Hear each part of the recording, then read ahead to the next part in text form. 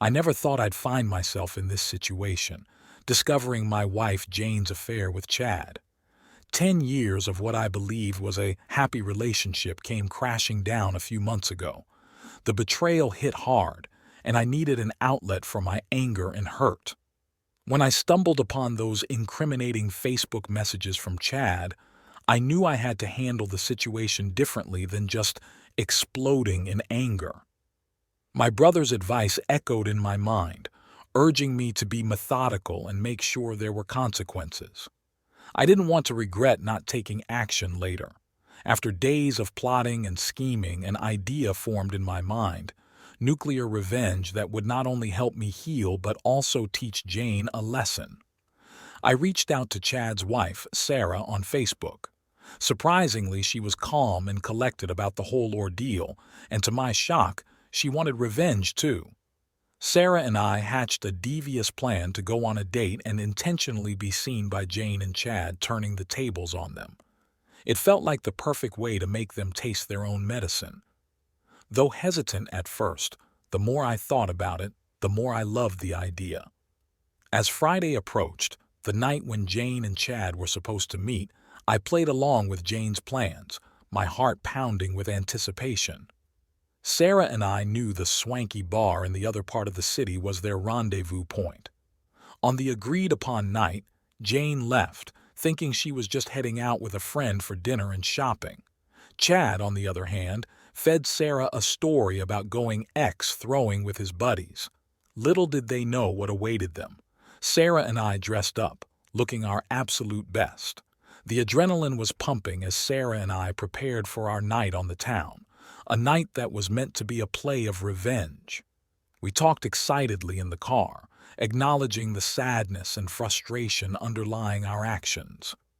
Arriving at the bar, we spotted Jane and Chad in a cozy corner, blissfully unaware of what was about to unfold.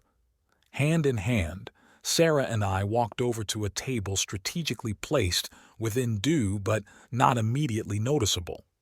We ordered drinks and appetizers, stealing glances at Jane and Chad until they finally noticed us. The shock on their faces was priceless, eyes wide, like they'd seen a ghost. I could almost hear the gears turning in their heads as they grappled with the unexpected turn of events. Sarah whispered that they had seen us, urging me to kiss her. Initially hesitant, I gave in, sharing a long, passionate kiss fueled by our mutual anger. Rubbing my eyes and peeking through my hands, I could see the chaos unfolding at their table.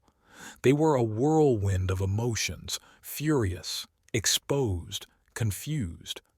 After about 15 minutes of our laughter and flirting, Chad mustered the courage to confront us. Stammering, he tried to pass off the situation as a huge coincidence, demanding to know what was happening. I played it cool, acting as if running into him was no big deal.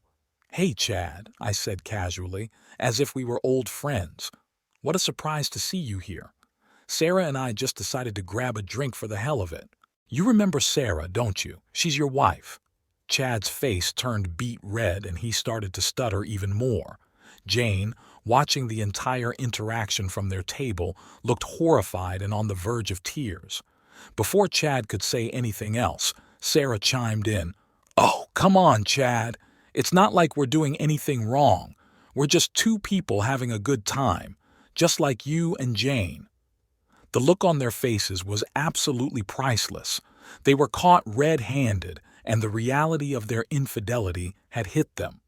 Chad, clearly at a loss for words, mumbled some excuse about needing to use the restroom and quickly disappeared.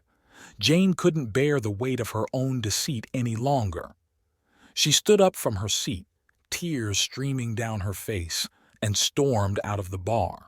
It was evident that she never expected to be on the receiving end of the consequences of her affair. With our mission accomplished, Sarah and I shared a high five and a knowing glance.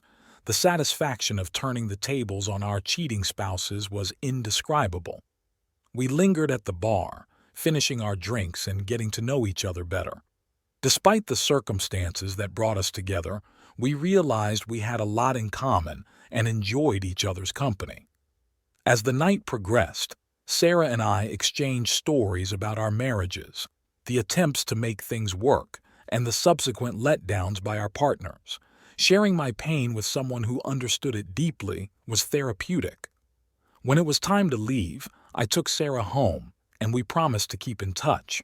We knew difficult conversations and decisions lay ahead, but at least we had each other for support.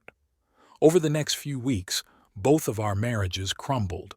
Jane and Chad were remorseful, but it was too little, too late. Sarah and I supported each other through the process of filing for divorce and dealing with the emotional fallout. In the end, our revenge plot did more than just teach our cheating spouses a lesson. It brought together two people dealing with immense heartache, giving us the strength to move on from the past. While Sarah and I aren't a couple, we become great friends. The future is uncertain, but the support we've provided each other has been invaluable.